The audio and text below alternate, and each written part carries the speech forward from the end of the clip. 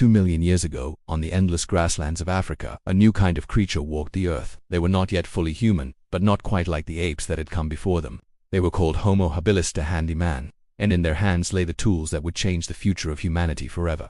The African savanna was a place of beauty and danger. Endless horizons of golden grass swayed under the burning sun.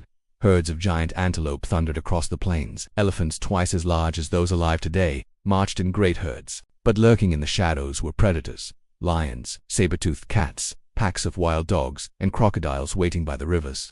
For Homo habilis, survival was a daily struggle against hunger, thirst, and the constant threat of being hunted. Unlike the predators that stalked them, Homo habilis did not have sharp claws or powerful jaws. What they had instead was intelligence. And in their small, calloused hands, they carried the first stone tools.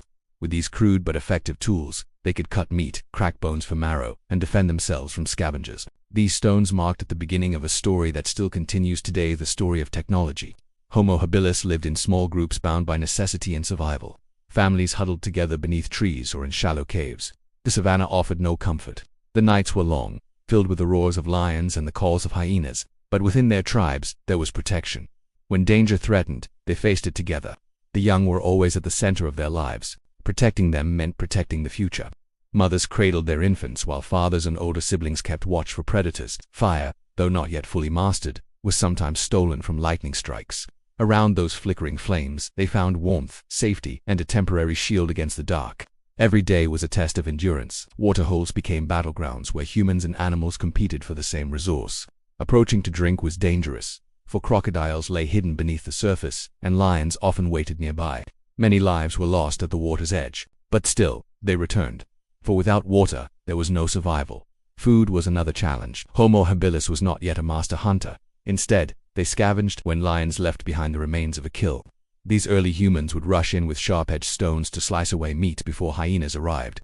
At other times, they gathered roots, berries, and nuts, learning which plants could sustain them and which could kill them. Their knowledge of the land grew with every passing generation. But the savanna was unforgiving. Storms swept across the plains, lightning splitting the skies. Wildfires tore through the grass, forcing entire groups to flee. Droughts left the land cracked and barren, driving humans and beasts alike to the brink of starvation. And through it all, Homo habilis endured. Their survival was not just about strength, it was about memory.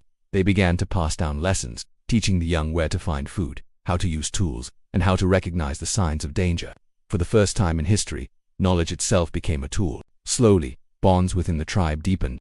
They began to cooperate in ways that set them apart from the animals around them. One would keep watch while others gathered food. A wounded member would still be cared for, even when it slowed the group down. In these small acts of compassion, the roots of humanity were planted. The predators never ceased. Saber-toothed cats prowled the shadows. Eagles circled overhead, searching for the weak and the young. Yet with each threat, Homo habilis adapted. They built shelters of branches and leaves. They carried stones for protection. They worked together to chase off hyenas. For nearly 1 million years, they walked the African plains. They left behind not palaces or monuments, but something far more powerful: the first tools, the first signs of community, and the first sparks of human spirit. When we look back at Homo habilis today, it is easy to see only their struggles, the danger, the fear, the endless fight for survival. But within that struggle was something extraordinary: the beginnings of creativity, the beginnings of culture, the beginnings of us. The African savanna tested them, broke them, and shaped them. And though they were fragile compared to the beasts around them, they carried within their hands and minds the seeds of a future they could not yet imagine.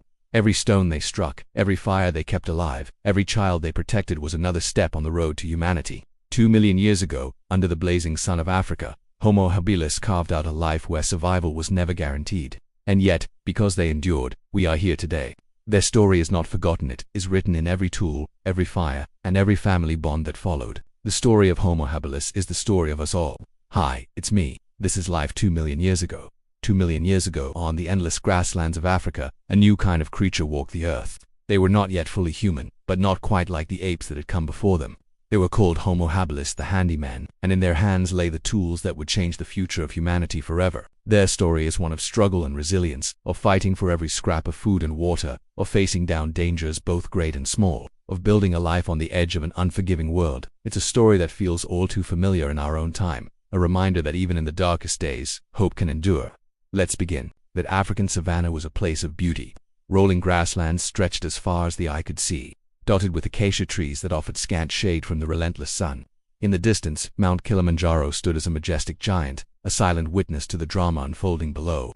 But this beauty was a dangerous illusion. During the day, the sun beat down with a fierce intensity, turning the savanna into a shimmering mirage. The air shimmered with heat, distorting the outlines of distant objects and making every blade of grass seem like a towering blade. The temperature soared to over 40 degrees Celsius, baking the earth and testing the limits of endurance. And then came the night. As darkness fell, the temperature plummeted. A cold wind swept across the plains, chilling the air and rustling the dry grasses. The sky was a tapestry of stars, but it offered little comfort to those struggling to survive. The wind carried the sounds of nocturnal predators, the low growl of a lion, the haunting howl of a hyena. The savanna was alive with danger after dark. Our story begins in the heart of this harsh landscape where Homo habilis made their home. These early humans were small, no taller than 4 feet and just as skinny. Their brains were larger than that of chimpanzees, but still far smaller than ours. They were awkward and uncoordinated, not as swift as the animals that shared their habitat. What Homo habilis lacked in physical prowess, they made up for in intelligence. They were the first of our ancestors to make tools, fashioning crude weapons and utensils from stones and wood. These tools were simple, but they gave Homo habilis a significant advantage in their struggle to survive. They could cut meat, crack open bones for the nutritious marrow inside, and defend themselves against scavengers. But crafting these tools required patience and skill, qualities that set them apart from the rest of the animal kingdom. Homo habilis lived in small groups, probably no more than 30 to 50 individuals. These groups consisted of related families bound together by necessity and survival. They were nomadic, constantly on the move in search of food and water. There were no permanent settlements or established territories. Their lives were dictated by the rhythms of nature, the seasons, the weather, and the availability of resources. The social structure of these groups was loose, with no rigid hierarchy or defined leadership. Decisions were likely made collectively, with each member's voice contributing to the group's well-being. The African savanna was not a place for the faint-hearted. It was a constant battle against hunger, thirst, and the ever-present threat of being hunted. The struggle for survival was real, demanding courage, resourcefulness, and unwavering determination. Homo habilis woke up before the sun, eager to start the day and ensure their survival. Their first priority was finding food and water. The African savanna was rich in wildlife, but much of it was out of reach. Elephants, giraffes, and zebras grazed on the abundant grasses. Herds of buffaloes and wildebeest thundered across the plains. But Homo habilis were not built for such a life. They were neither swift nor strong enough to hunt such prey. Instead, they relied on passing. As the sun rose, they would set out in small groups, searching for the remnants of an animal kill left behind by predators. Lions, leopards, and hyenas were their rivals in this endeavor. Upon finding a carcass, Homo habilis had to act quickly. With their primitive tools, they hacked and slashed at the meat, trying to carve out a share before it was all gone. The sight of blood and raw meat was not for the squeamish, but for these early humans, it was a necessity. When the carcass was picked clean, they turned to gathering. Berries, tubers, and fruits provided sustenance, but they offered less protein and more risk. Some plants were poisonous or unpalatable. Every berry had to be carefully inspected, every root thoroughly cleaned. This task fell mainly on women and children who were generally better suited to it. As the sun climbed higher, the temperature soared, turning the savanna into a furnace. Water was scarce, and any source, river, stream, or watering hole was a treasure. But reaching these water sources was fraught with danger.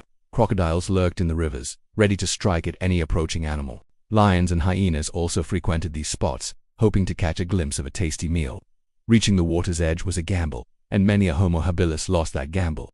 With their water supplies dwindling, Homo habilis faced a grim choice: trek further in search of water or stay put and risk dehydration. If they chose to stay put, they had to ration their water carefully, ensuring it lasted as long as possible. Each drop was precious, used not just for drinking, but for cleaning and cooking.